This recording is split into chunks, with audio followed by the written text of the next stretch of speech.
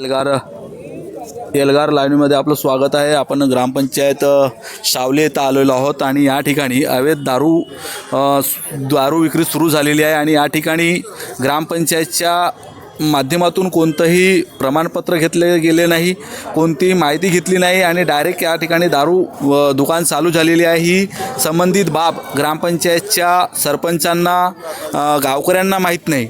जेव्हा ती दारूभट्टी चालू झाल्यानंतर ही माहिती यांना मिळालेली आहे. आपण सरपंच मॅडमला विचारूया की काय समस्या आहे, कशा पद्धतीने हे झालेलं आहे. मॅडम, आपलं नाव? माझे नाव झुलन रमेश पंधरे आहे. मी सावली ग्रामपंचायतीला सरपंच आहो मी. ना आपल्याला नसते ना दारूभट्टी लावला तर दारूभट्टी आम्हाला ग्रामपंचायतीला विचारपूस न करता त्यानं चिल्लर दारू दुकान चालू केलं त्यानं. तर आपली काय मागणी असेल? आपली मागणी आहे का बंद करणे आहे पुरी. आपण उपसरपंच मॅडमला सुद्धा भेटूया. मॅडम, काय आपल्या ग्रामपंचायतमधून जी दारूभट्टी ट्रान्सफर झालेली आहे तर त्या बाबतीत आपल्याकडून ग्रामपंचायतमधून काही दाखला किंवा प्रमाणपत्र किंवा काही घेतलं का? नाही, याबद्दल आमच्या ग्रामपंचायतीला किंवा ग्रामस्थांना याबद्दलची काही कल्पना न देता ते अवैधपणे, आम्ही अवैधच म्हणू कारण की ते अवैधच आहे, अवैधपणे ते काम तिथं आपलं काम करत आहेत.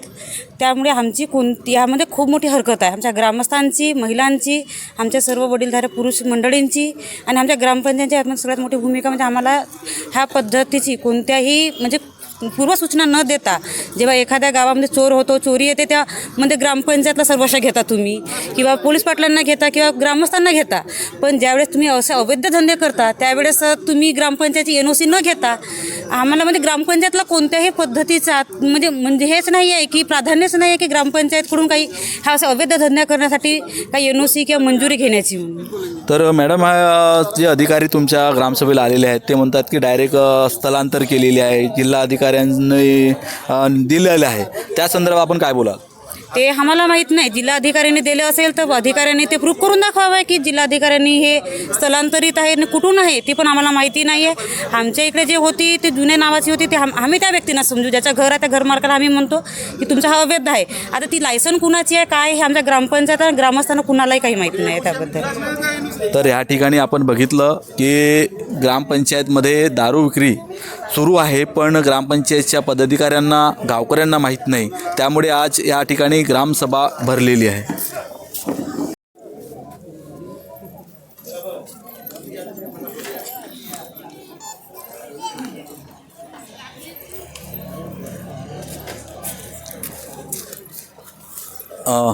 आपलं नाव? सर, माझं नाव नरेंद्र धनलाल शिंदे आहे. मी पंढरपूरला राहतो. ग्रामपंचायत सावली आहे. इथं अवैध दारूचे प्रकरण सुरू आहेत आणि जे साहेब लोक आले आहेत ते पण त्यांच्याच बाजूने पक्ष घेत आहेत आणि ते आम्हालासुद्धा पण अडाणी समजत आहेत आणि त्याच पद्धतीनं ते त्यांच्या बाजूने पक्ष घेऊन आमच्यावर कारवाई करायसाठी नाही ते हे करत आहेत. तर आपली काय भूमिका असेल? आपण एक गावकरी आहात, तर हे दारूभट्टी चालू असली पाहिजे की बंद झाली पाहिजे? सर, संपूर्ण गाववाल्याचा विचार आहे की दारूभट्ट बंद झाल्या पाहिजे. तर ह्याच ठिकाणी जे अधिकारी तुम्हाला सांगतात की कारवाई होईल, ते मोठे लोक आहेत, त्याच्यासाठी तुमच्या गावचे लोक मजबूत राहणार का? सर, आम्ही लहान असून पण तरी पण आम्ही त्यांच्याबरोबर लढायची क्षमता आहे आमची. आम्ही शेती लहान वर्गातून पण येतून तरी पण आम्ही त्यांच्याबरोबर लढू ना, दारूभट्टी बंद करू. आपण या सावली महिला आहेत, तुमचं नाव काय आहे? माझं नाव पुष्पा चुटे आहे. मी राहणार पंढरपूरची आहे आणि दारूभट्टीच्यामुळे हा रोडही खराब झाला आहे ना. मुलं बाळे सगळेच आहे ना. माझे वावर तिथंच आहे. दारूभट्टीच्या समोर आहे ना. इतके गंदी शिवे देत आहेत ते सहन होऊ शकत नाही. मी एकटी माझी वावरं राहूही शकत नाही. माझे घरचे म्हणजे लोक पूर्व उद्ध्वस्त झाले दारूच्या पायी. त्यात बंद झाल्याच पाहिजे, सुरू झाल्याच नाही पाहिजे, म्हणजे सुरू केल्याच नाही पाहिजे. मतदान बी झाले नाही पाहिजे.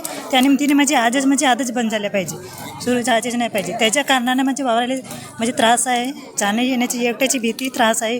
मुलंबाळांना सगळ्याला त्रास आहे. जे दारूचे पवे, ग्लास आहे, कोणतेच काही जे काय आहेत ना ते सगळेच काही म्हणजे वावरामध्ये फेकण्यात येते.